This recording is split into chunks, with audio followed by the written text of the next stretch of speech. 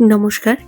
আমার কাছে দূরে দেশে বিদেশে ছড়িয়ে থাকা সকল শ্রোতা বন্ধুকে অনেক অনেক স্বাগত জানাই audio story with Moumita YouTube চ্যানেলে। আজ এই চ্যানেলে আপনাদের পড়ে শোনাব প্রখ্যাত সাহিত্যিক শ্রী চারুচন্দ্র চক্রবর্তী অর্থাৎ জরাসন্ধের লেখা একটি অসাধারণ ছোট গল্প। গল্পের নাম মাংস। গল্প শুরুর আগে আমার পুরনো কথাগুলি আরও একবার খুব সংক্ষেপে বলে নিচ্ছি। এই চ্যানেলে যারা আমার গল্প পাঠটি শুনছেন তাদের কাছে অনুরোধ, যদি আমার পাঠ এবং পরিবেশনা আপনাদের ভালো লাগে, যদি গল্পটি ভালো লাগে, একটি লাইক করবেন এবং গল্পটিকে আপনাদের প্রিয়জনের মধ্যে শেয়ার করে দেবেন। আর এখনও যারা চ্যানেলটি সাবস্ক্রাইব করেননি তারা অবশ্যই চ্যানেলটি সাবস্ক্রাইব করে আমার সাথে থেকে নিয়মিত শুনতে থাকুন নতুন নতুন বাংলা গল্প। আর কথা বাড়িয়ে সময় নষ্ট করছি না, শুরু করছি আজকের গল্প মাংস।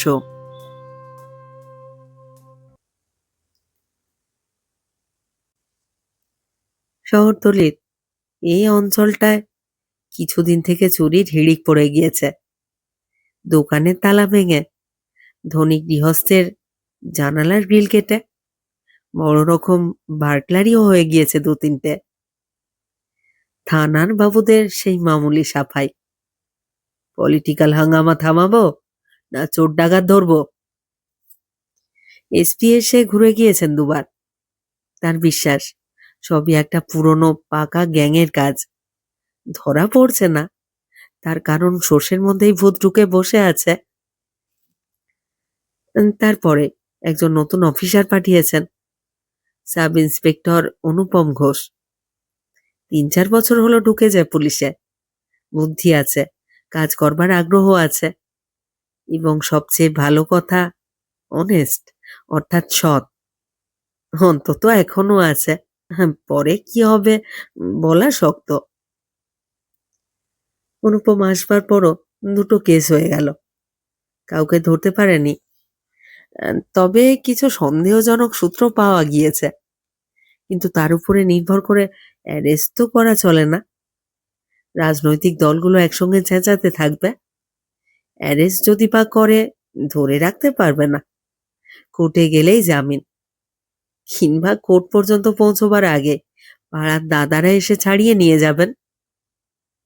এদিকে উপর থেকে ক্রমাগত চাপ পড়ছে।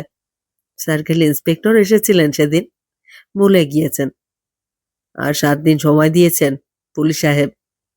এর মধ্যে কতদূর কি করতে পারবো তার উপরে নির্ভর করছে তোমার সমস্ত কেরিয়ার।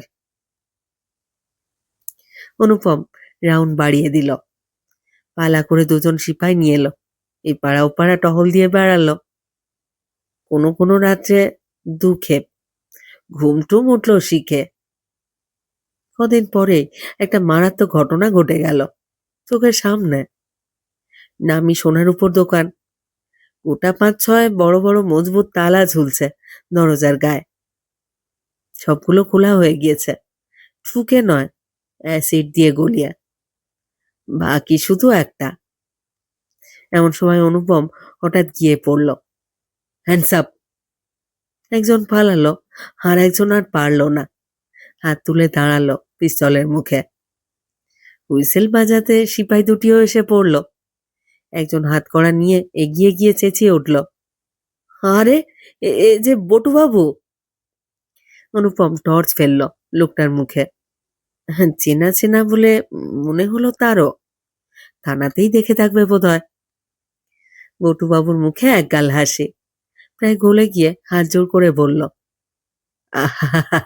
থানার সবাই আমাকে চেনেন স্যার। আপনি নতুন এসেছেন কিনা এখনো আলাপ পরিচয় হয়নি। আমারই গলতি, এবারের মতো মাফ করে দিন। কালই আপনার সঙ্গে দেখা করে লে চলো। সিপাহীদের কড়া নির্দেশ দিল অনুপম, হাতে হাত করা আর কোমরে দড়ি পড়িয়া। বটুবাবুকে থানায় নিয়ে হাজতে পুরে দেওয়া হলো। অনেকদিন রাত জাগবার পর অজ্ঞান হয়ে ঘুমোচ্ছিল অনুপম। মার ডাকাডাকিতে ধর্মর করে উঠে বসল। চারদিক অন্ধকার। বাবার অসুখ চলছে কদিন থেকে। সেই কথাটাই মনে হলো সকলের আগে। দরজা খুলে বাইরে আসতে মা শুকনো মুখে বললেন, বড়বাবু ডেকে পাঠিয়েছেন তোকে, খুব নাকি জরুরি দরকার। আমি বললাম, এই তো সবে এসে শুয়েছে।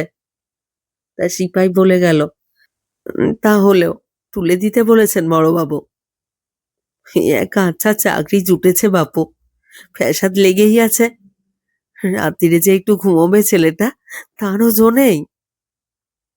বলতে বলতে তিনি ওদিকে চলে গেলেন। অনুপম শার্টটা গায়ে গলাতে গলাতে দ্রুত পায়ে বেরিয়ে গেল। থানার অফিসে একা বসে আছেন ওসি, অত্যন্ত গম্ভীর। অনুপম গিয়ে দাঁড়াতে মারি গলায় বললেন, বসুন। তারপর আর কথা নেই। অনুপম রুদ্ধশ্বাসে অপেক্ষা করে আছে। পুরো 5 মিনিট পরে ধীরে ধীরে মাথা তুলে নীরবতা ভঙ্গ করলেন বড়বাবু। আপনি চাকরিতে ঢুকবার আগে ইংরেজ আমলে সব চলতো, আমরা অনেক করেছি।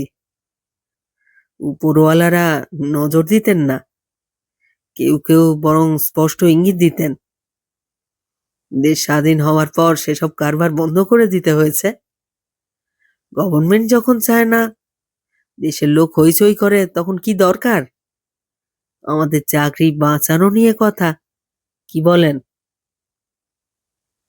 সে তো অবশ্যই, কিন্তু এই তত্ত্ব কথা শোনাবার জন্যই কি তাকে গভীর রাতে ঘুম থেকে টেনে তোলা হয়েছে? অনুপম চুপ করে রইল। তার উত্তরের জন্য অপেক্ষা না করে বড়বাবু আবার শুরু করলেন, তবু তবু আমরা যারা পুরনো লোক, মাঝে মাঝে আগের অভ্যেস ছাড়তে পারি না। কিন্তু আপনারা নব্যতন্ত্রের অফিসার, এতটা বাড়াবাড়ি করে ফেলবেন একেবারেই ভাবা যায় না। অনুপম তখনও অন্ধকারে হাতড়ে বেড়াচ্ছে, তবে বেশিক্ষণ নয়। এরপরে বড়বাবু অনেকখানি স্পষ্ট হলেন। 2-4টে কিল ঘুষি কিংবা 2-একটা রুলের ঘা যদি বসান, কিছু বলবার থাকে না। কিন্তু এ কি করেছেন মশাই? লোকটাকে একেবারে আধমরা করে ফেলেছেন। এবারে একেবারে আকাশ থেকে পড়ল অনুপম। কোন লোকটা? বড়বাবু হাসলেন।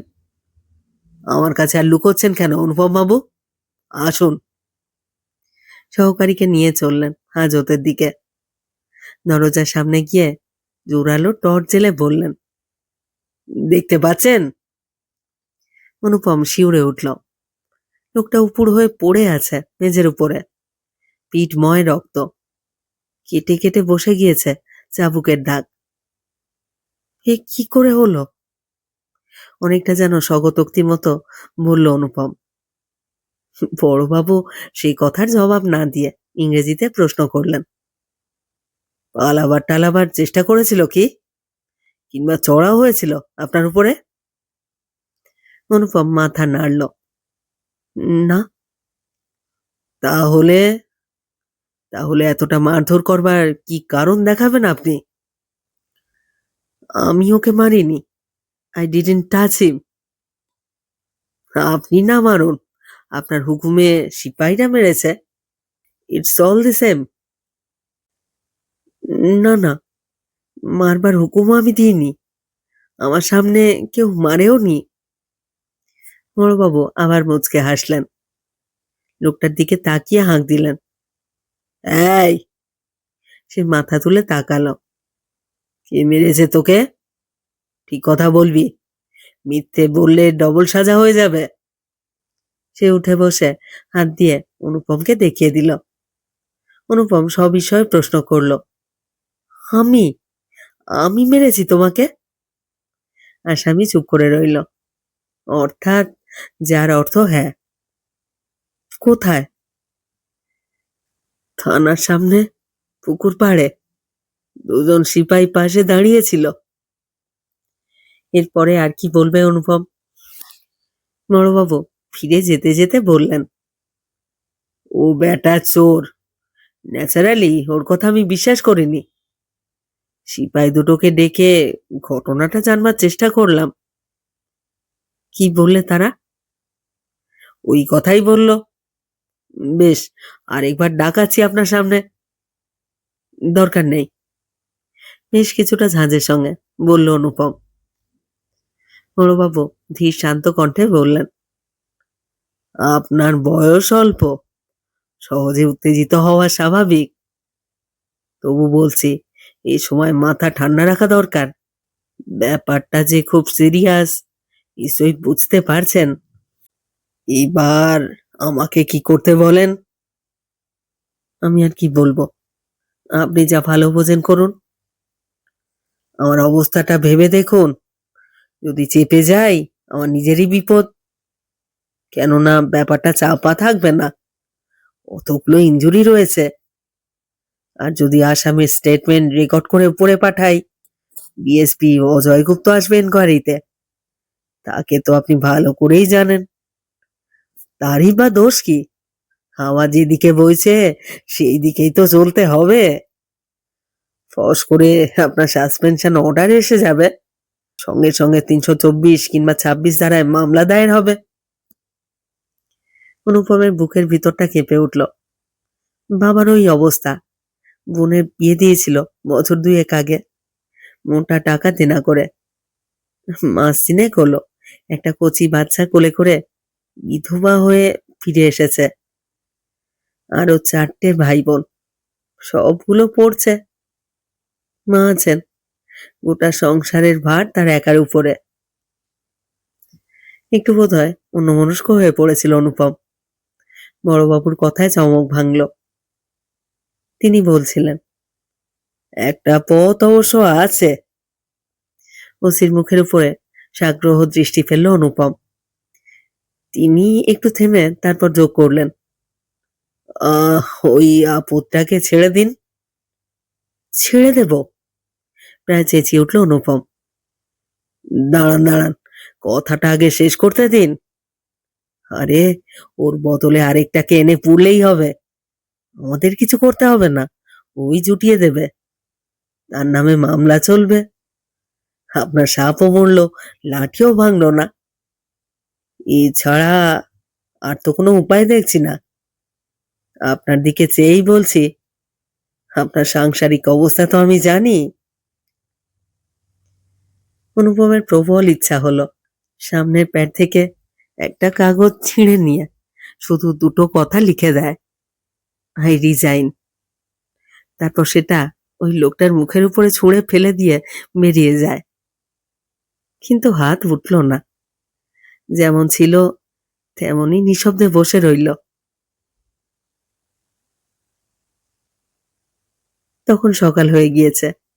থানা থেকে বাসায় ফিরতে একটা ঝোপ পেরোতে হয়। তার ভিতর থেকে বেরিয়ে এলো 2টো সিপাই। তার সঙ্গে যারা রাউন্ডে ছিল, একজন হাত জোড় করে বলল, আমাদের অপরাধ নেবেন না স্যার। বড়বাবু গাড়ো থেকে ডাকিয়ে নিয়ে শাসিয়ে দিলেন। বটু যা বলছে তোমাদেরও তাই বলতে হবে, তা না হলে চাকরি থাকবে না। আরেকজন অনুনয়ের সুরে যোগ করল, গরিব মানুষ স্যার, কাঁচা বাচ্চা নিয়ে ঘর করি। অনুপম জানতে চাইল, লোকটাকে মারল কে? উনি নিজেই, আবার কে? সবটাই অবশ্যই আপোষে। ওর উপর খানিকটা রাগও ছিল পাওনা টাওনার ব্যাপারে। এই সুযোগে মনের ঝাল মিটিয়ে নিলেন। অন্য সিপাইটি বলল, কিন্তু লোকটাকে ধনী বলতে হবে। বেতের মুখে পিঠের মাংস উঠে এলো, একটা রা পর্যন্ত করলো না। তার কয়েক টুকরো মাংসের বদলে যদি এত বড় একটা মামলার হাত থেকে ছাড়া পাওয়া যায়, রা করতে যাবে কেন? তাছাড়া মারটার ওদের গায়ে লাগে না, বলল অন্যজনে। ওই দিনই একটা জরুরি তদন্ত ছিল, সেটা সেরে একবার সদরেও যেতে হবে। সকাল সকাল বেরোনো দরকার। মাকে আগের দিনই বলে রেখেছিল অনুপম। তিনি তাড়াতাড়ি উনুনে আঁচ দিয়ে ডাল ভাত আলু ভাজা করে দিলেন। সে খেতে চাইল না। মায়ের পীড়াপিড়িতে গিয়ে বসলো, কিন্তু দু এক গ্রাস মুখে দিতে গা পাক দিয়ে উঠল। আসামির মাংস উঠে যাওয়া রক্তাক্ত পিঠটা তখনও চোখের উপরে ভাসছিল। রাত ৯টা নাগাদ ফিরে আসতেই ৭-৮ বছরের ছোট বোনটা ছুটতে ছুটতে এসে হাত জড়িয়ে ধরল। চোখ মুখ থেকে উপচে পড়ছে খুশির ঝলক। বলল, জানো দাদা, আজ আমাদের মাংস হয়েছে, আজ আমাদের মাংস রান্না হয়েছে। মাংস? সকালবেলার দৃশ্যটা মনে পড়ল অনুপমের। তাকিয়ে দেখল সকলের মুখে লোলুপ খুশির আমেজ। মাও হাসি মুখে এগিয়ে এসে বললেন, একজন লোক দিয়ে গিয়েছে দুপুরবেলাতে, বলল বটুবাবু পাঠিয়েছে, বাবু চেনেন। নে নে, তুই আর দেরি করিস নে, হাত মুখ ধুয়ে আয়। বেলা তো দুটো গেরাস মুখে না তুলেই উঠে পড়লি।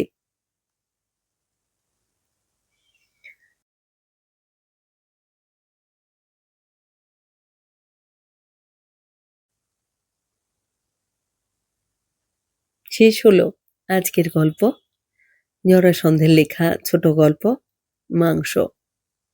ভারী মর্মান্তিক একটি গল্প, মর্মান্তিক সমাজ ব্যবস্থার গল্প, বাস্তব গল্প। আপনাদের কেমন লাগলো তা অবশ্যই কমেন্ট বক্সে আমাকে লিখে জানান। কেমন লাগছে আমার পাঠ এবং পরিবেশনা, আপনাদের মতামত জানবার অপেক্ষায় রইলাম। আপনাদের মতামত আমার কাছে অত্যন্ত মূল্যবান। আপনাদের মতামত আমার এগিয়ে চলার অনুপ্রেরণা। সবাই খুব ভালো থাকুন, সাথে থাকুন। ফিরে আসছি খুব শীঘ্র নতুন গল্প নিয়ে।